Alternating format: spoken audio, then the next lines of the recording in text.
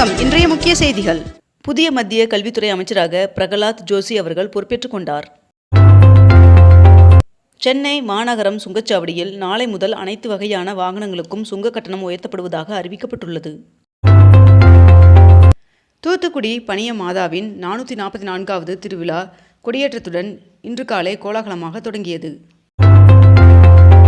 சேலம் கோட்டை மாரியம்மன் கோவில் திருவிழாவை முன்னிட்டு சேலம் மாவட்டத்தில் உள்ள அனைத்து அரசு அலுவலகங்கள், பள்ளி மற்றும் கல்லூரிகளுக்கு ஆகஸ்ட் 5ஆம் தேதி உள்ளூர் விடுமுறை என்று அம்மாவட்ட ஆட்சியர் அறிவித்துள்ளார்.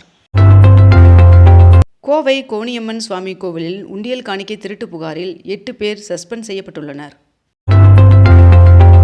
கார்கில் போர் நினைவு தினத்தை ஒட்டி இந்திய வீரர்களுக்கு திமுக தலைவர் மு.க. ஸ்டாலின் அவர்கள் புகழஞ்சலி செலுத்தியுள்ளார். 5 மற்றும் 10 கிலோ எடை கொண்ட கேஸ் சிலிண்டர்களுக்கு விரைவில் வீட்டு விநியோக சேவை அறிமுகம் செய்யப்பட உள்ளதாக இந்தியன் ஆயில் நிறுவனம் தகவல் தெரிவித்துள்ளது. தமிழகத்தில் கோவை மற்றும் மதுரை நகரங்களுக்கான மெட்ரோ ரயில் திட்டத்தை ஒன்றிய அரசு மீண்டும் நிராகரித்துள்ளது என்று தகவல் வெளியாகியுள்ளது. தமிழ்நாடு தலைமை செயலகத்தில் செயல்பட்டு வரும் முதல்வர் விஜய் அவர்களின் அலுவலகம் இட நெருக்கடி மற்றும் பொதுமக்கள் வருகை அதிகரிப்பை கருத்தில் கொண்டு நாமக்கல் கவிஞர் மாளிகையில் 10வது தளத்திற்கு மாற்றப்பட உள்ளதாக தகவல் வெளியாகியுள்ளது. நாட்டின் புதிய கல்வி அமைச்சராக பிரகலாத் ஜோஷி அவர்கள் நியமனம் செய்யப்பட்டுள்ளார். தமிழக சட்டமன்றத்தில் வருகின்ற ஆகஸ்ட் 5ஆம் தேதி தவேக அரசு தனது முதல் நிதிநிலை அறிக்கையை தாக்கல் செய்ய உள்ளதாக தகவல் வெளியாகியுள்ளது. தேர்வு முறைகேடுகளை தடுக்கும் புதிய மசோதாவை நாளை நாடாளுமன்றத்தில் ஒன்றிய அரசு தாக்கல் செய்வதாக தகவல் வெளியாகியுள்ளது. காவிரி நீர் குறித்த பேச்சுவார்த்தைக்காக கர்நாடகா செல்லும் முடிவை முதல்வர் விஜய் அவர்கள் கைவிட வேண்டும் என்று திமுக தலைவர் மு.க. ஸ்டாலின் அவர்கள் வலியுறுத்தியுள்ளார். அமெரிக்காவிற்கான இந்தியாவின் ஏற்றுமதியில் சுமார் 45% பொருட்கள் புதிய 10% வரி வரம்பிற்குள் வராது என்று மத்திய வர்த்தக அமைச்சகம் தெரிவித்துள்ளது. இந்தியாவில் சர்வதேச கால்பந்து போட்டி ஒன்றை நடத்துவது குறித்து பிரேசில் கால்பந்து கூட்டமைப்பு தீவிர பேச்சுவார்த்தை நடத்தி வருவதாக தகவல் வெளியாகியுள்ளது. தமிழ்நாட்டில் சுங்கச்சாவடிகளில் உள்ளூர் மக்களுக்கான மாதாந்திர பாஸ் கட்டணம் 10 ரூபாய் உயர்த்தப்பட்டுள்ளதாக தகவல் வெளியாகியுள்ளது. சோளிங்கர் லட்சுமி நரசிம்மர் சுவாமி கோவிலில் ரோப் காரில் 5,70,000 பக்தர்கள் சென்று தரிசனம் செய்தனர் என்று தகவல் வெளியாகியுள்ளது. மக்கள் தொகை கணக்கெடுப்பு பணி தொடங்கப்பட்டுள்ள நிலையில் முதற்கட்டமாக வீடுகள் கணக்கெடுப்பு வரும் 1ஆம் தேதி முதல் தொடங்கப்பட உள்ளதாக தகவல் வெளியாகியுள்ளது. அரசியலில் இருந்து விலகுவதாக பாமக நிறுவனர் ராமதாஸ் அவர்கள் அறிவித்துள்ளார். காவிரி மேகதாது விவகாரத்தில் அனைத்து கட்சி கூட்டத்தை கூட்ட அதிமுக பொதுச் செயலாளர் எடப்பாடி பழனிசாமி அவர்கள் வலியுறுத்தியுள்ளார். ரயில் பயணிகளின் கூட்ட நெரிசலை சமாளிக்கும் வகையில் ஆகஸ்ட் 16ஆம் தேதி வரை தாம்பரம் தென்காசி இடையே வாரம் 2 முறை சிறப்பு ரயில்களை தெற்கு ரயில்வே இயக்குவதாக தெரிவித்துள்ளது.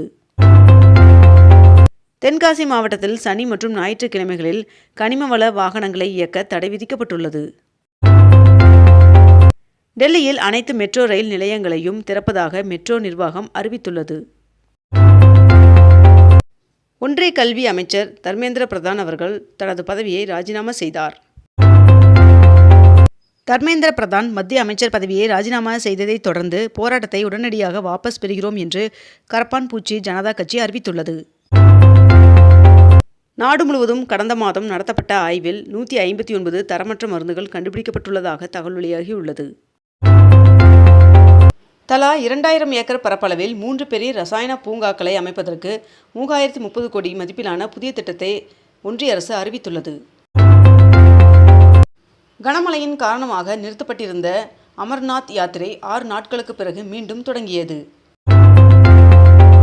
22 கேரட் ஆபண தங்கத்தின் விலை சவரனுக்கு 560 ரூபாய் அதிகரித்து 1 சவரன் 1,06,400 ரூபாயாகவும் 1 கிராம் 13,300 ரூபாய்க்கும் விற்பனை செய்யப்பட்டு வருகிறது. இதனைத் தொடர்ந்து 1 கிராம் வெள்ளியின் விலை 240 ரூபாய்க்கு விற்பனை செய்யப்பட்டு வருகிறது.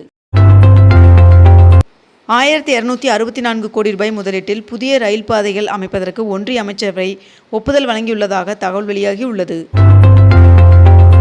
தமிழகத்தில் 2026-27ஆம் கல்வியாண்டிற்கான சித்தா, ஆயுர்வேதா, யுனானி, ஹோமியோபதி, யோகா மற்றும் இயற்கை மருத்துவ படிப்பிற்கு ஆன்லைனில் விண்ணப்பிக்கலாம் என்று தெரிவிக்கப்பட்டுள்ளது. நாடாளுமன்றத்தை நோக்கி பேரணியின் போது மாணவர்கள் மீது தாக்குதல் நடத்திய காவலர்களை அடையாளம் காண இணையதளம் தொடங்க சிஜேபி முடிவு செய்துள்ளதாக தகவல் வெளியாகியுள்ளது. வந்தே மாதரம் பாடலுக்கு தேசிய கீதத்திற்கு இணையான அந்தஸ்து வழங்கும் மசோதாவை மாநிலங்களவையில் ஒன்றிய அமைச்சர் நித்யானந்த ராய் அவர்கள் தாக்கல் செய்தார். தமிழக அரசின் நில நிர்வாக ஆணையராக ராஜேஷ் லக்கானி IAS அவர்கள் நியமனம் செய்யப்பட்டுள்ளார். பரந்தூர் விமான நிலையம் குறித்து தாவேகா அரசு தனது நிலைப்பாட்டை விளக்க வேண்டும் என்று சீமான் அவர்கள் வலியுறுத்தியுள்ளார். புனரமைப்பு பணிக்காக 3 ஆண்டுகளுக்கும் மேலாக மூடப்பட்டிருந்த மதுரை காந்தி நினைவு அருங்காட்சியகத்தை விரைவில் திறக்க ஹைகோர்ட் மதுரை கிளை உத்தரவிட்டுள்ளது. வெகுவாக குறைந்து வரும் நீர்மட்டம் காரணமாக வீராணம் ஏரியிலிருந்து சென்னைக்கு குடிநீர் அனுப்புவதில் சிக்கல் ஏற்பட்டுள்ளது. ஒன்றிய ரயில்வே இணையமைச்சர் ரவ்னீத் சிங் அவர்கள் திடீர் ராஜினாமா செய்துள்ளார். அறநிலைத்துறை அமைச்சர் ரமேஷ் அவர்களின் உத்தரவின் பேரில் சமயபுரம் மாரியம்மன் சுவாமி கோவிலின் அலுவலர் மற்றும் வடபழனி கோவில் இளநிலை உதவியாளர் சஸ்பெண்ட் செய்யப்பட்டுள்ளனர். தமிழகத்தில் வேலூர், ஈரோடு, கரூர், திண்டுக்கல், மதுரை, விருதுநகர், தூத்துக்குடி, திருநெல்வேலி ஆகிய 8 மாவட்டங்களில் அடுத்த 5 நாட்களுக்கு அதிகபட்ச வெப்பநிலை இயல்பான அளவை விட 2 முதல் 4 டிகிரி செல்சியஸ் வரை அதிகமாக பதிவாக வாய்ப்புள்ளதாக வானிலை மையம் தகவல் தெரிவித்துள்ளது. அரசுக்கு சொந்தமான பாரத் பெட்ரோலியம் கார்ப்பரேஷன் லிமிடெட் தனது 10 கிலோ எடையுள்ள LPG சிலிண்டர்களை ஆகஸ்ட் 15ஆம் தேதிக்குள் மேலும் 24 மாநிலங்களில் உள்ள 100 நகரங்களில் விற்பனைக்கு கொண்டுவர உள்ளதாக அறிவித்துள்ளது. பழனி முருகன் சுவாமி கோவிலில் கடந்த 20 நாட்களில் கிடைக்கப்பெற்ற உண்டியல் காணிக்கை எண்ணப்பட்டதில் 2,89,00,000 ரூபாய் ரொக்கம் கிடைத்துள்ளதாகவும் மேலும் 470 கிராம் தங்கம், 6.8 கிலோ வெள்ளியும் கிடைக்கப்பெற்றுள்ளதாகவும் தகவல் தெரிவிக்கப்பட்டுள்ளது.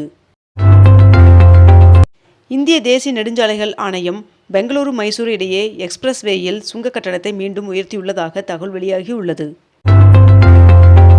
சபரிமலை ஐயப்பன் சுவாமி கோவிலில் தங்கத் திருட்டு வழக்கில் தேவசம் போர்டு முன்னாள் தலைவர் PS பிரசாந்த் அவர்கள் கைது செய்யப்பட்டுள்ளார். சென்னையில் மேம்பாலங்களின் கீழ் உள்ள பகுதிகளை வாகன நிறுத்துமிடம், சிறுவர் பூங்கா, மின்சார வாகன சார்ஜிங் மையம் உள்ளிட்ட வசதிகளுடன் மேம்படுத்த மாநகராட்சி திட்டமிட்டுள்ளதாக தகவல் வெளியாகியுள்ளது. பிரான்சில் 15 வயதிற்குட்பட்டோர் சமூக வலைதளங்கள் பயன்படுத்த தடை விதிக்கப்பட்டுள்ளது. பஞ்சாப் பள்ளி கல்வி வாரியத்தின் அனைத்து பள்ளிகளிலும் 1 முதல் 12ஆம் வகுப்பு வரை செயற்கை நுண்ணறிவான AI பாடம் அறிமுகப்படுத்தப்பட உள்ளதாக தகவல் வெளியாகியுள்ளது. கௌதம் அதானி தலைமையிலான அதானி குழுமம் இந்தியாவில் புதிய விமான சேவையை தொடங்குவது குறித்து ஆலோசித்து வருவதாக தகவல் வெளியாகியுள்ளது.